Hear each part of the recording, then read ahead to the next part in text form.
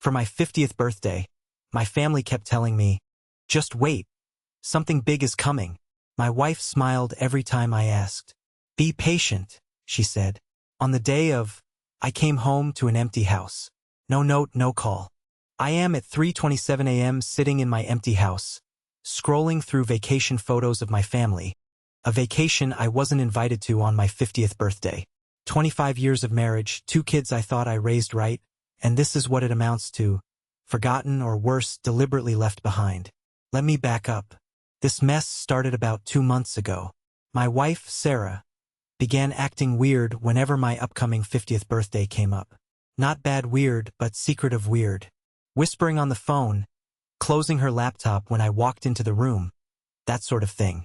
My daughter, Emily, 20, started giving me these little smiles and saying stuff like, Dad, you're going to love what's coming for the big 5-0. Even my son, Noah, 23, who's usually too cool to care about family stuff, was dropping hints. I'm not gonna lie, it got me excited. 50 is supposed to be a milestone, right? I didn't expect anything crazy expensive because we're not that kind of family. We're comfortable but not rolling in it.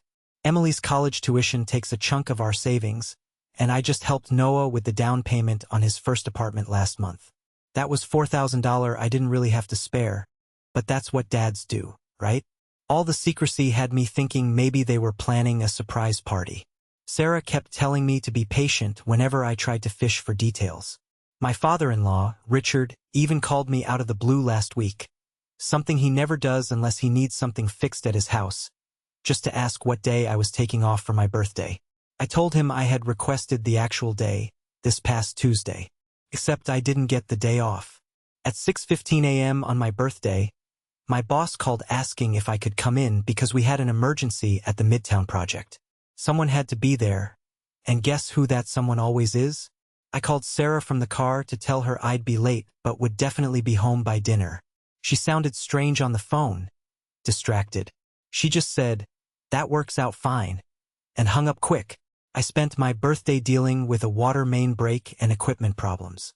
No one at work even knew it was my birthday. I didn't mention it because I'm not that guy, and honestly, I was looking forward to whatever was waiting at home. I even stopped and bought a bottle of the Good Maker's Mark on the way back. Figured I deserved at least that much. At 5:53 p.m., I pulled into my driveway. No extra cars parked outside. So much for the surprise party. The house was completely dark. Weird, but not alarming. Maybe they were hiding. The house was empty. No decorations, no cake, no wife, no kids. No note on the counter explaining where everyone was. I checked my phone, no messages. Called Sarah, straight to voicemail. Called Noah, same thing. Texted Emily, nothing. By 7:30 p.m., I was sitting alone at my kitchen table, staring at that unopened Maker's Mark bottle, wondering if there had been an accident or something. Called the Community General Hospital, nothing. Called Sarah's sister, Jessica, no answer. At 8:14 p.m., still alone on my birthday, I opened my Maker's Mark and poured a glass. That's when I decided to check Snapchat. I don't post much, just follow the kids to see what they're up to sometimes.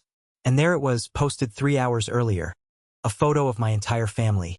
Sarah, Noah, Emily, Richard, and his wife Martha and Jessica, all smiling on a white sand beach, cocktails in hand, at some fancy resort. Noah had captioned it, "Family vacation mode activated. He won't even notice we're gone, LOL. He won't even notice." The comments were worse. Sarah replied with a laughing emoji and "so true." Jessica added something about workaholic husbands not appreciating the finer things. Emily at least hadn't commented, but she was there in the photos, sunglasses on, looking like she was having the time of her life. I sat there for I don't know how long, just scrolling through more photos they posted. Group dinners, jet ski rentals, selfies by the pool, all time-stamped and geotagged to a resort I'd never even heard of, starting 2 days earlier. Remember that Alanis Morissette song about irony?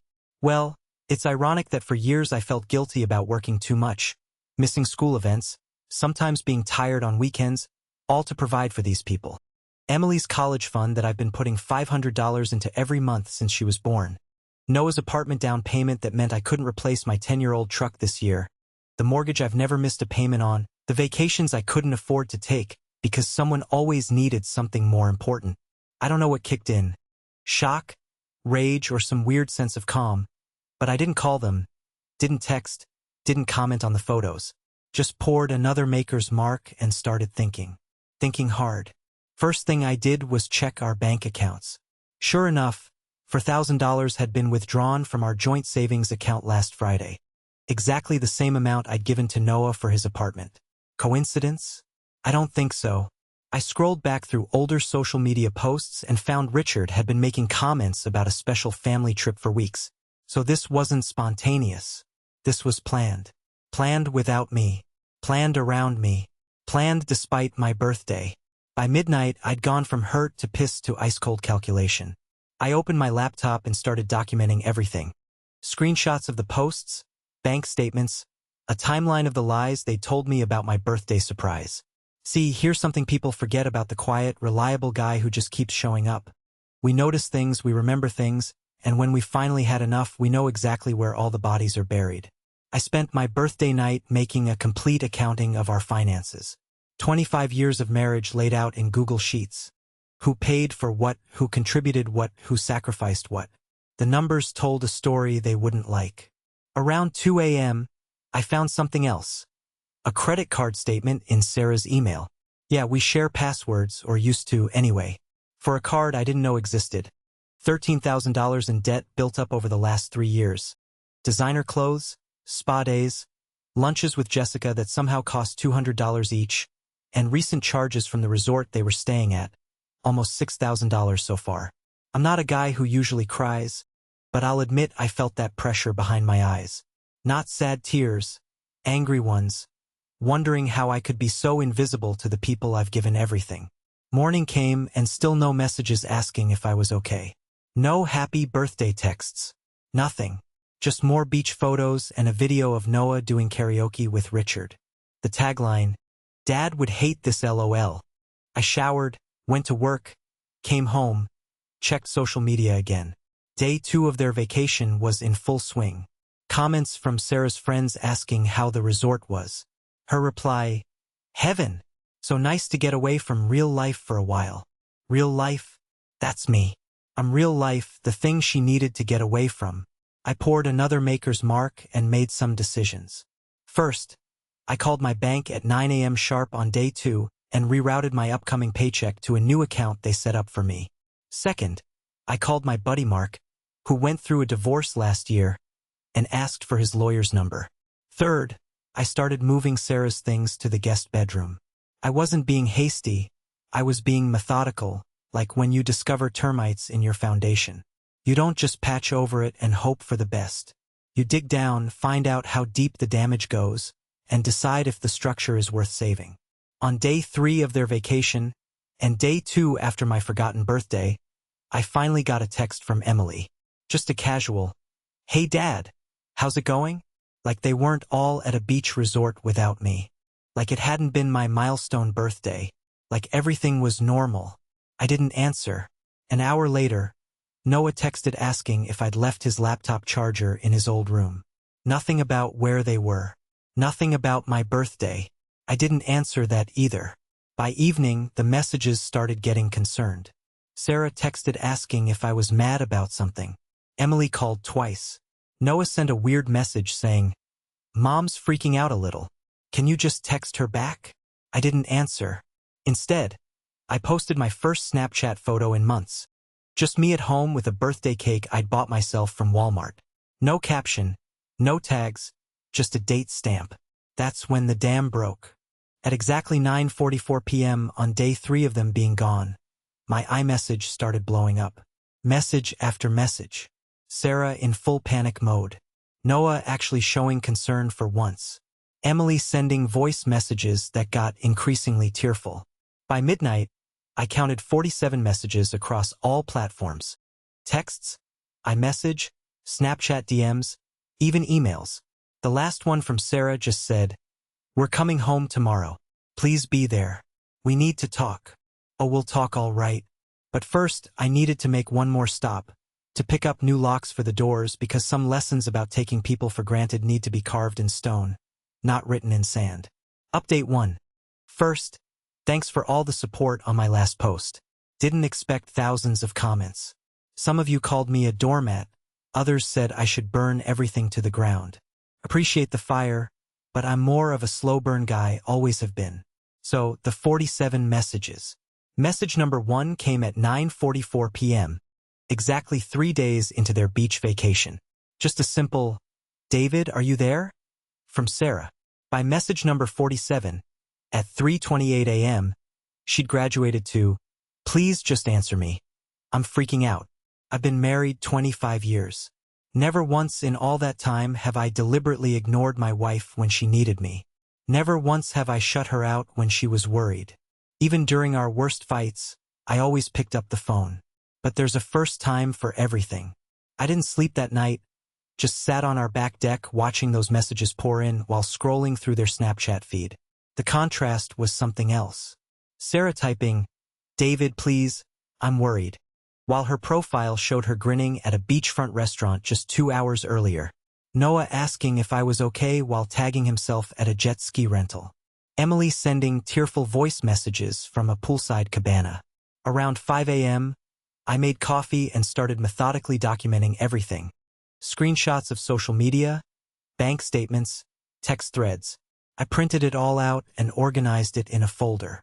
Sounds crazy, but it helped me think. The new deadbolt and doorknob set sat on the kitchen counter, still in the packaging. I wasn't sure yet if I'd install them. That felt like a line I might not be able to uncross. At 7:15 a.m., the first call from Richard came through. I let it go to voicemail. He left a 2-minute message that started concerned and ended with him saying I was behaving like a child. Classic Richard. Always thought I wasn't good enough for his daughter. Always made little comments about my modest house or reliable car. Code for, "You're not as successful as I wanted for Sarah." I went to work like normal, did my job, came home. The messages kept coming. Noah, "Dad, seriously, this isn't funny anymore. Mom is having a meltdown." Emily, "Daddy, please just text back so we know you're alive."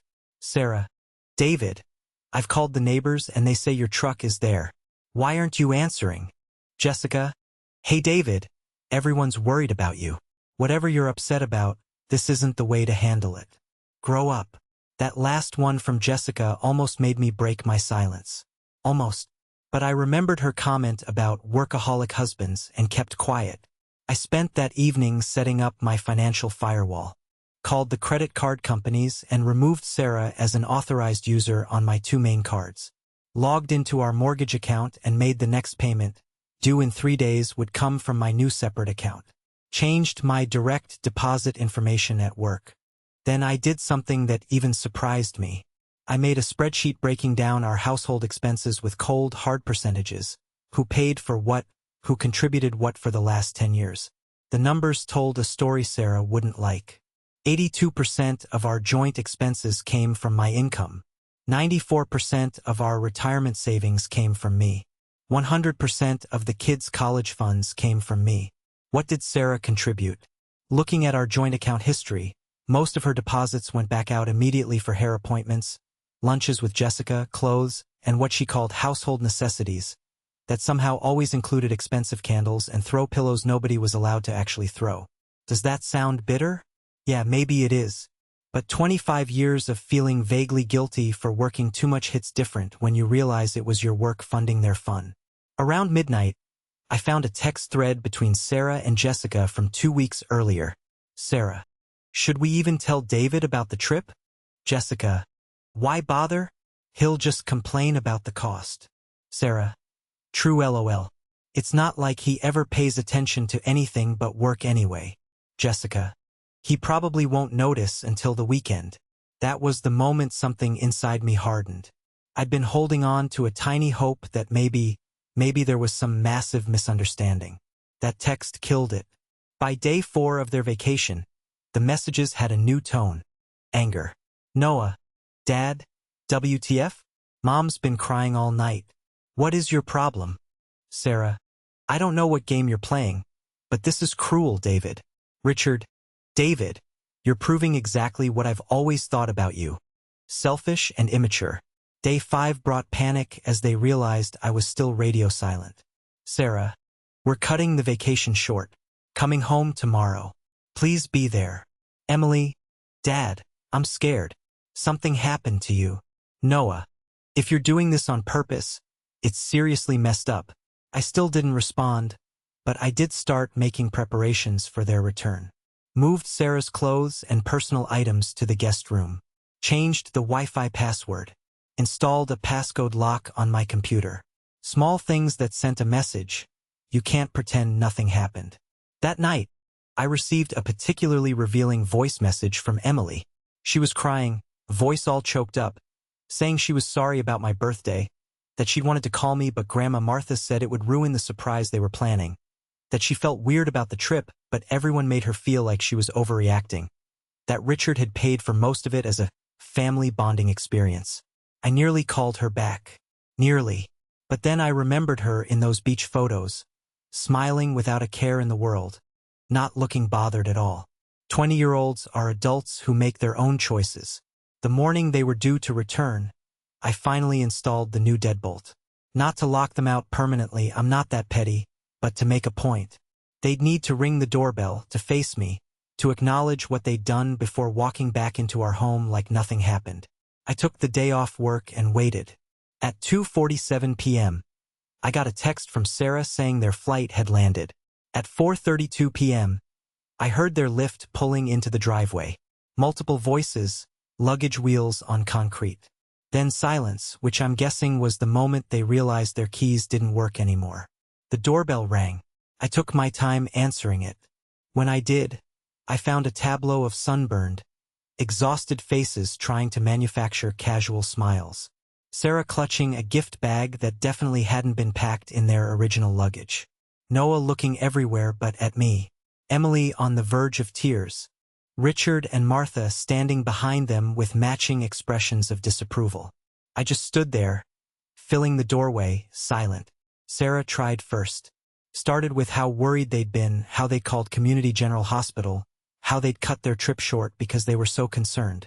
Then pivoted to how the trip had been planned as a pre-birthday celebration, but things had gotten complicated and they were going to surprise me when they got back with a special dinner. I didn't say a word, just pulled out my phone, opened Snapchat, and held up the screen with Noah's post. He won't even notice we're gone, LOL. The silence that followed was something special. Noah stared at his shoes. Emily started actually crying. Sarah tried to grab my phone, which I easily moved away. Richard stepped forward, saying this was ridiculous. They needed to come inside and talk like adults. I finally spoke. Told Richard he wasn't welcome in my house today, that he could drop the luggage and leave.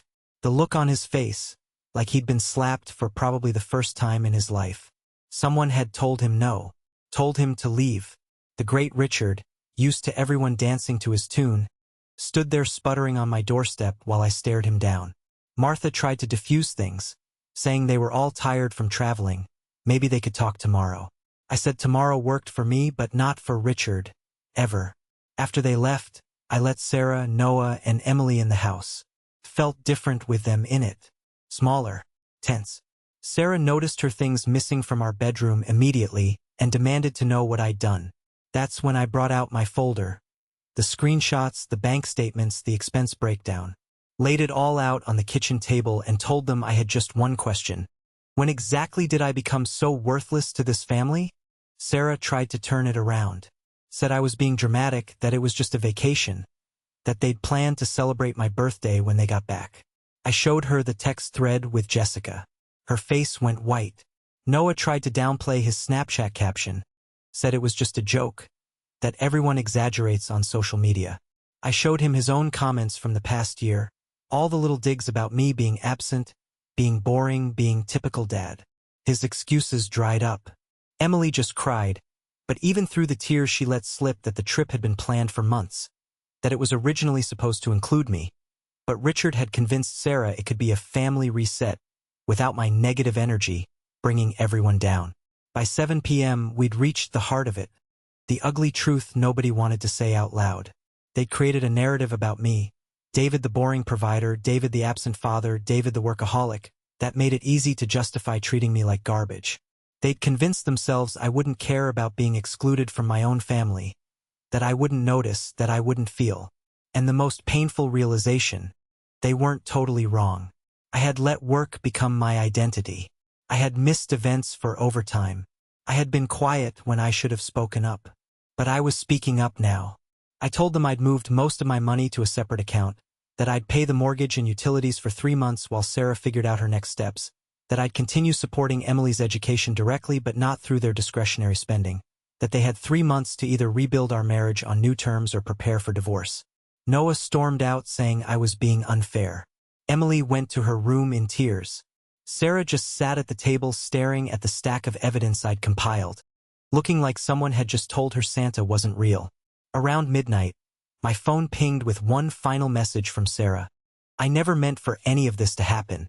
The trip was supposed to be your gift, some time alone to relax. We were going to surprise you with something special when we got back. I don't know how things got so twisted. I read it 3 times.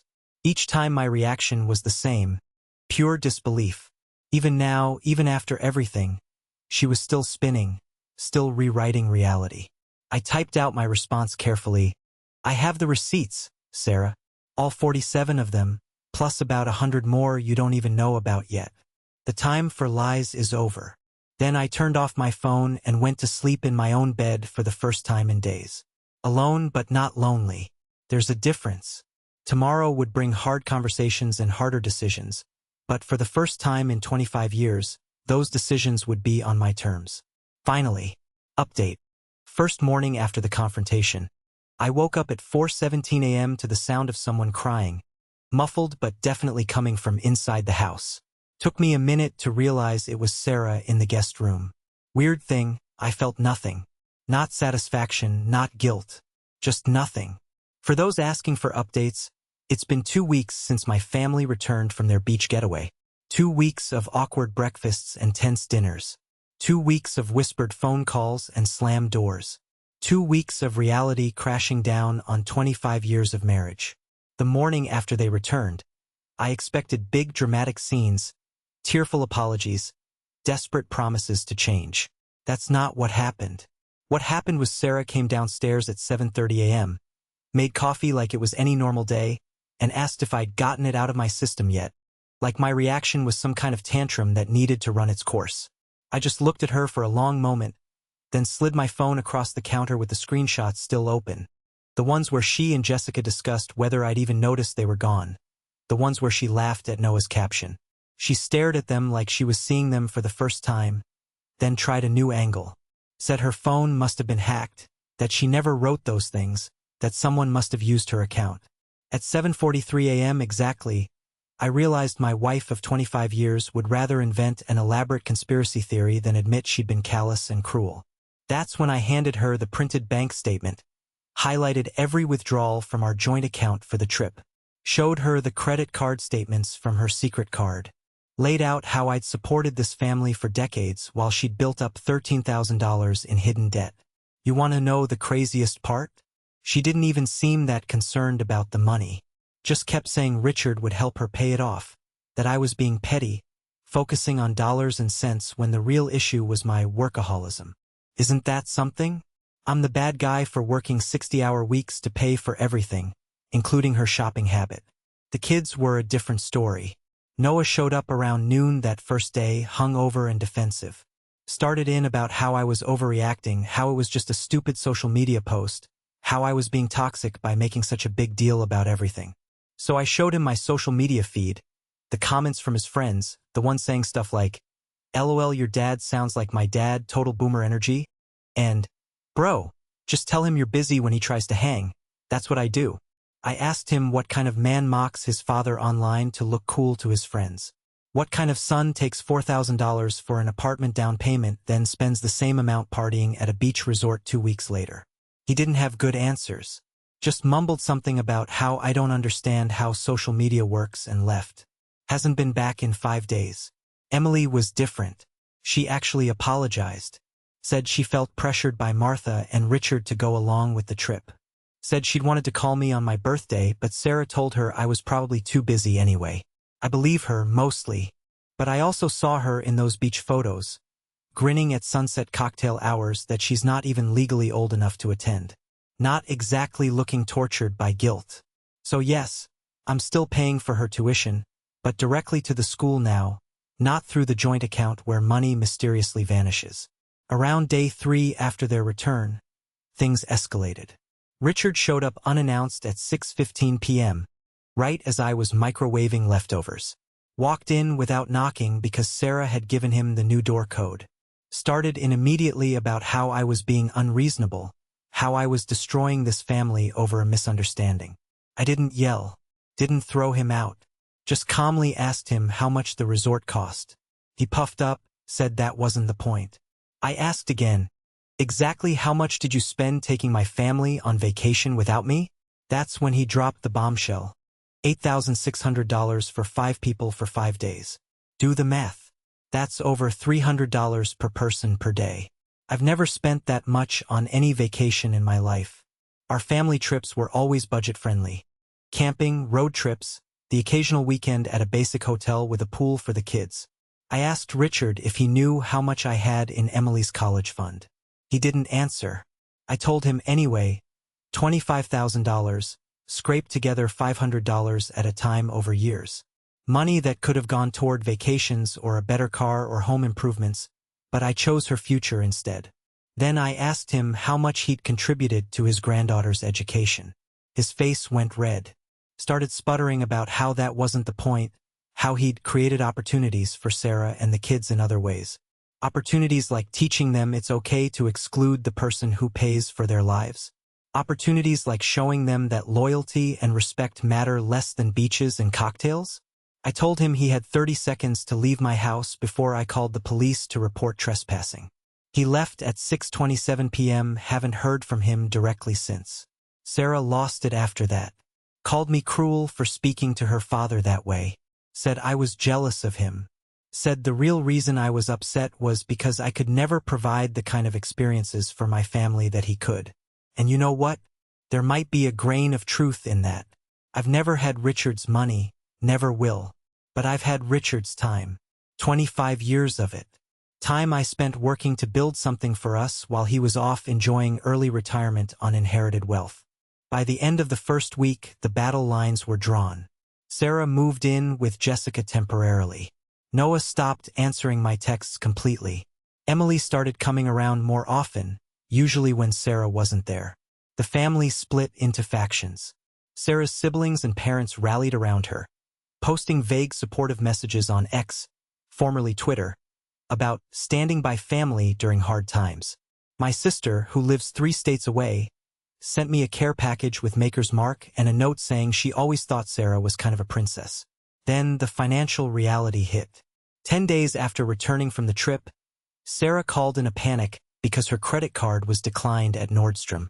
I'd removed her as an authorized user on all my accounts. She wanted to know if I was going to keep punishing her by withholding money.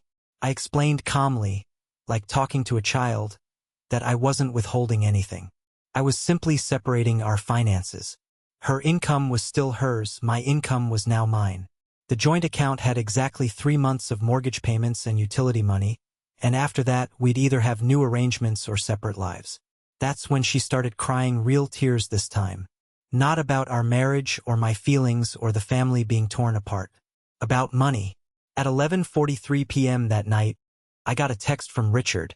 Just 4 words. Let's discuss a settlement. I didn't answer.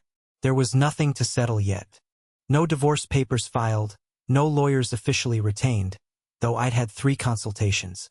Just a family in freefall, finally facing gravity after years of pretending they could float above reality on my dime. 2 weeks into this new normal, something unexpected happened. Noah showed up at the house at 8:30 a.m. on a Tuesday, unshowered, eyes red, looking like he'd been up all night. He wasn't there to apologize exactly, more like he'd finally done some math of his own. His new apartment, the one I helped with the down payment, turns out the monthly costs were more than he'd calculated.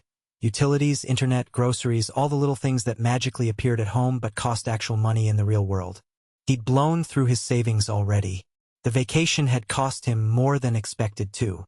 He'd put excursions and drinks on his own credit card, assuming he could just figure it out later. Now later had arrived, and he was drowning. Part of me, a small, hurt part, wanted to tell him this was a valuable life lesson and send him on his way. But the dad in me couldn't do it. Instead, I made him breakfast, taught him how to make a basic budget spreadsheet, showed him exactly what things actually cost in the real world, the world I'd been silently managing while he posted about what a boomer his dad was. By lunchtime, he looked shell-shocked. Not just from the financial reality check, but from seeing, maybe for the first time, what I actually did for this family beyond just existing as a punchline for his social media jokes. He didn't say sorry, not directly, but he did something that hit me harder than any apology could have. He deleted all his social media apps right there at the kitchen table. Said he needed to get his head straight without the constant noise. Asked if he could come over on Sundays for me to help him figure out this adulting progress. I guess Sarah's been a different story. After the initial shock wore off, she shifted into full damage control mode. Started calling mutual friends to explain this. Posted a long, vague X, formerly Twitter, update about healing from unexpected life changes that made it sound like I'd had a breakdown. Jessica's been her bullhorn, telling anyone who'd listen that I'm having a midlife crisis, that I'm being financially abusive by cutting Sarah off, that the vacation was supposed to be a gift to me, not an exclusion. I haven't bothered countering any of it. The people who know me, really know me, have seen through it immediately. The rest? Not worth my energy. Emily's been caught in the middle. Feels guilty for going on the trip. Feels guilty for still wanting a relationship with me. Feels guilty for being angry at her mom. Just guilt all around. I've tried to make it clear she doesn't need to choose sides, that I'll always be her dad regardless of what happens with Sarah, that her college is still covered, that her future is secure. 3 weeks in, Sarah finally came by to talk for real. Sat at the kitchen counter where we've had breakfast for 20 years. Asked if I was really going through with this, if I was really willing to throw away our marriage over one mistake. I pulled out my phone, showed her the 47 messages again. Asked which one acknowledged it was my birthday, which one apologized for excluding me from a family vacation, which one showed any real concern beyond fear of getting caught or exposed. She couldn't point to a single one. Then I asked her the question that had been burning in me for weeks.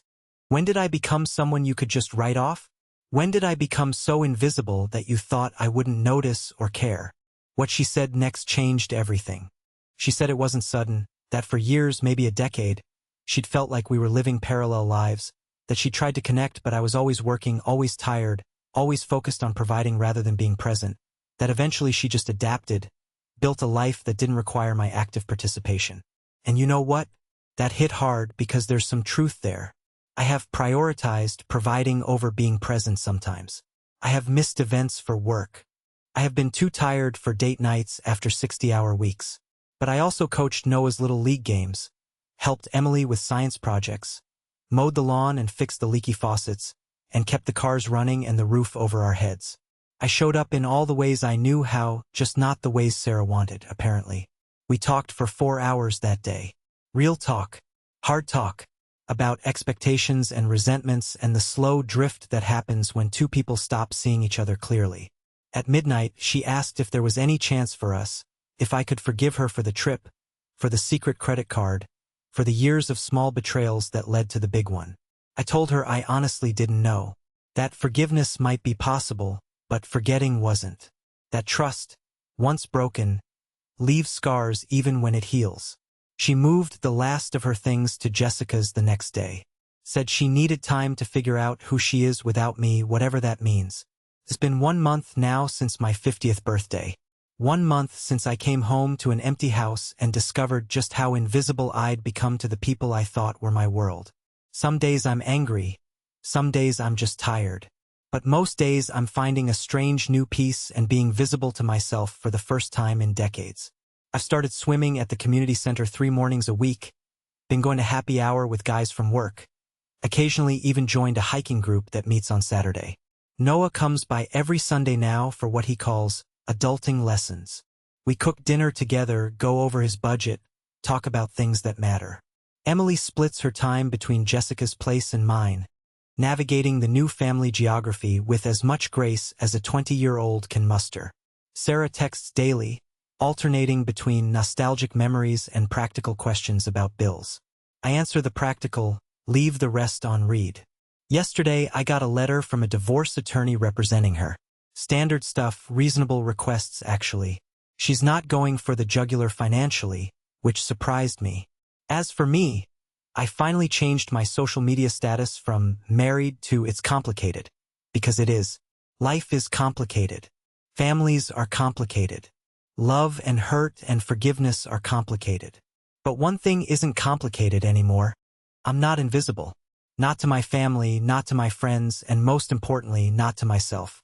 And that visibility, that was worth the price of a beach vacation I never got to take.